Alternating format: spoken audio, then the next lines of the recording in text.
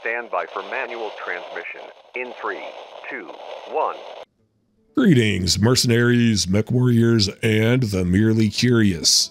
Manus Dextra here with the latest info on MechWarrior 5 clans as of the first week in July 2024.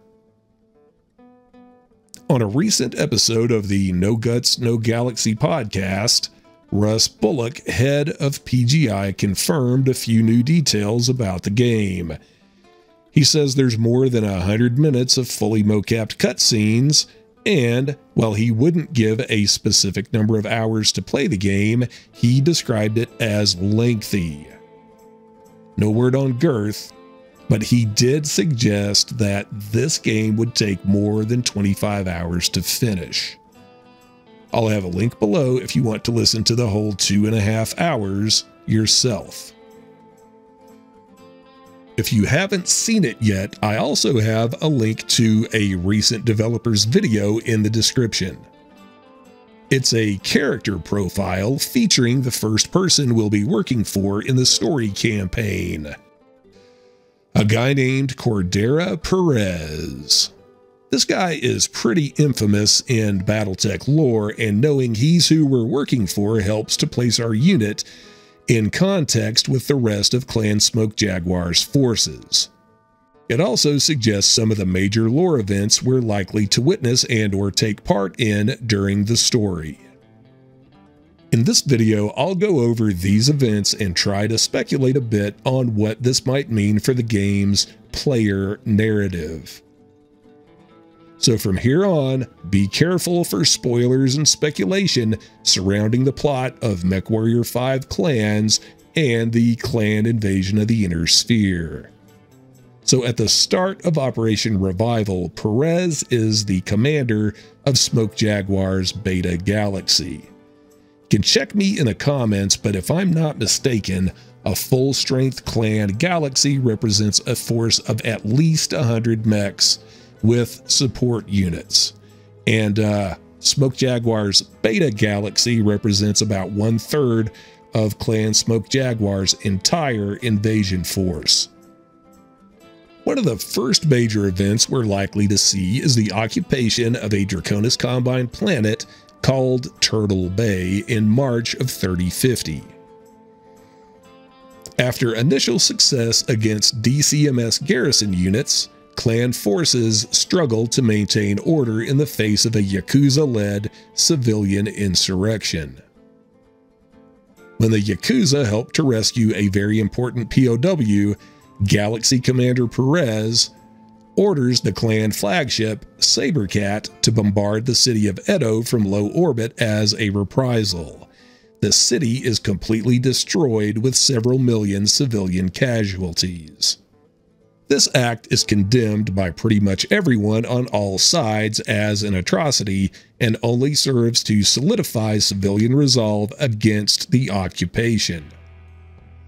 Ultimately, the planet is abandoned after Perez is challenged and removed from command by Dieter Osis.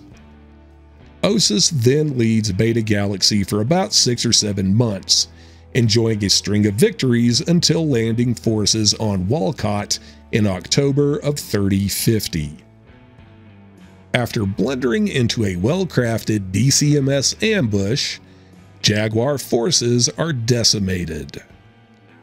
As per terms of the previously agreed-to battle challenge, clan forces withdraw, promising never to return, and leaving behind 4 Omnimechs and 24 elemental battlesuits as spoils of war.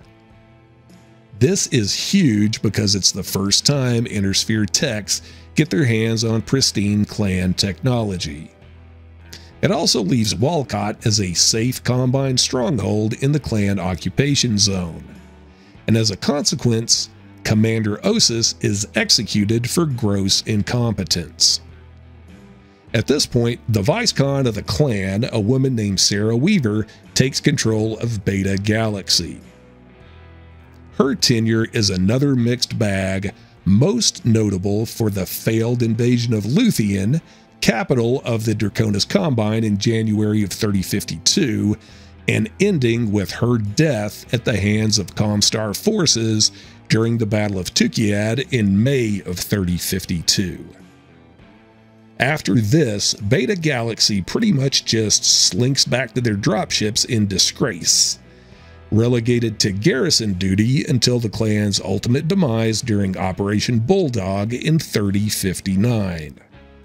And that, kids, is the ignoble history of Smoke Jaguar's Beta Galaxy in brief. Now, on the No Guts, No Galaxy podcast, when Bullock is discussing player progression, he mentions that players will need assault mechs by the time they get to Luthien. So that's a pretty big clue as to the scope of the story campaign, because if we're going all the way to Luthien, well, the Battle of Tukiad, effectively the end of Operation Revival, is only a few more months away. So, to me, it looks like they're planning to do the entire clan invasion in a single installment. I'm pleasantly surprised that we're getting the entire invasion all at once. Initially, I thought they might try to break things up and/or simply focus on a specific planetary campaign, like Turtle Bay, for example. But I'm happy they're not going to try and draw the story out too much. But I'm even more surprised that the player's unit will be part of Smoke Jaguar's Beta Galaxy. Because these guys aren't just bad, as evidenced by the millions of innocent civilians they kill on Turtle Bay, they're also just bad at it, as evidenced by their botched planetary invasions at Walcott and Luthien. In short, these guys not only suck, they kinda suck at sucking. And it's going to be interesting to see how the game actually gets me to care about these guys and their cause. I don't know. I mean, I'm not an expert on clan lore, and maybe there's something admirable about these guys that I'm missing, but I don't think so. You know, Bullock does mention in the podcast that they're trying to focus on the human stories here. You know, make us care about our Star Commander and squaddies. And that's good, because there's not a lot to look back on with pride considering Beta Galaxy's record during the invasion as a whole. So for any Clanner fans out there, am I being too harsh? Are there actually things to admire about Clan Smoke Jaguar and Beta Galaxy in particular? Also, if there isn't, do you even care? Or are you okay with being, or at least serving, the bad guys? Sound off like you got a pair of fingers to type with in the comments below. And until next time...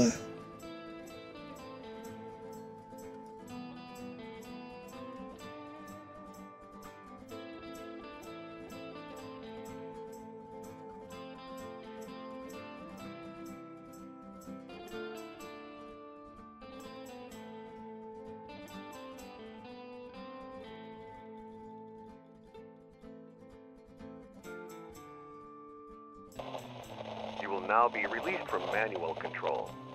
Mr. Dextra thanks you for your cooperation.